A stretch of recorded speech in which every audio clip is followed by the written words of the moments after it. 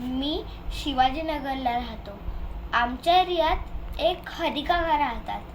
त्यांची एक वडापावची टपरी आहे. आमच्या एरियातले बरेच लोक तिथे वडापाव भजी खायला जातात. नेहमीप्रमाणे आम्ही त्यांना हट्ट केला की हरिकाका आम्हाला एक वडापाव द्या ना. तर त्यावर हरिकाका म्हणाले, अजिबात मिळणार नाही. कारण नालायकांनो, तुमच्या आईबापाने माझ्याकडे काय पैशाचे गाठोडे ठेवले काय? तर त्यावर मी म्हणालो, द्या ना हरिकाका, एक वडापाव. काय हो तुम्ही?